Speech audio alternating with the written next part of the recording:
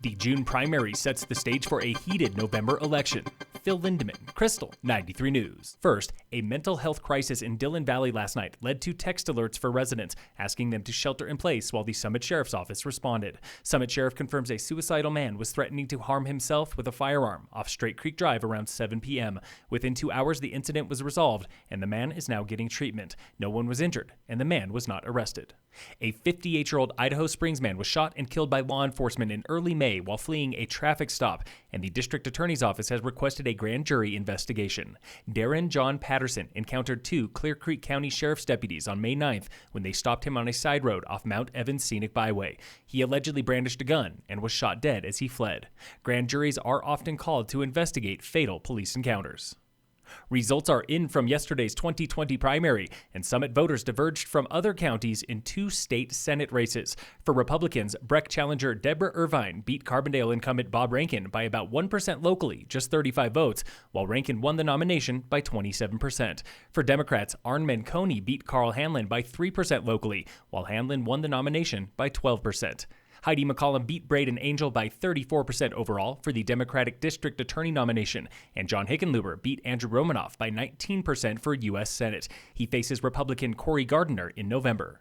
38% of Summit County cast a ballot, with Democrats outvoting Republicans 4-1. In Eagle County for District 3, Democrat Diane Mitch Bush won the U.S. House nomination, and the biggest upset of the day, challenger Lauren Boebert beat 5-term incumbent Scott Tipton for the Republican House nomination. Boebert owns a bar and rifle and made national news when she reopened without local consent and was promptly shut down, facing litigation until the state eased restaurant restrictions anyway.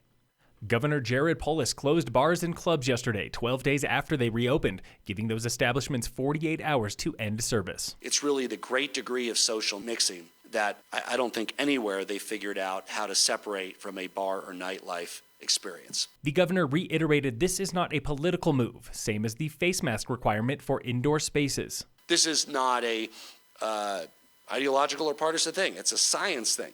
The virus is the virus. The virus is objective. It exists. He also outlined rules for Protect Our Neighbors, Stage 3 of Colorado's COVID recovery, available next week. A regional approach that allows for greater flexibility in areas that are successful in suppressing the virus, where local outbreaks are managed and detected early by a strong local health department. Protect Our Neighbors gives local health departments freedom to loosen restrictions based on testing, tracing, and hospital capacity.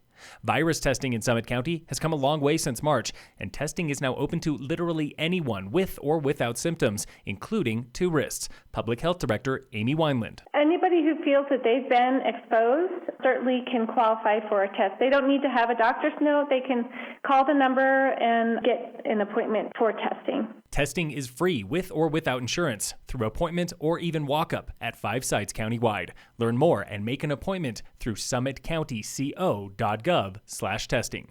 Starting this morning, all Summit stage routes are running at 50% capacity, up to 3 times more passengers than previously allowed. Transit officials hope this will ease wait times on popular lines and better manage tourist traffic for July and August.